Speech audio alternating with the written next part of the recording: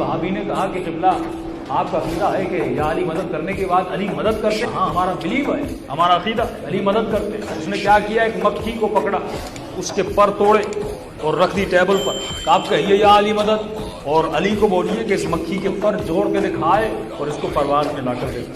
تو اسماعیل دیوبند صاحب کہتے ہیں مناظرہ تھا علمی، جتنے سوالات قرآن سے آ رہے تھے میں جواب قرآن سے دے رہا تھا، وہ بخاری سے اٹیک کر رہا تھا میں بخاری سے جواب دے رہا تھا، وہ صحیح مسلم سے کہہ رہا تھا میں صحیح مسلم سے جواب دے رہا تھا۔ اب اس کا جواب کیا دیتا؟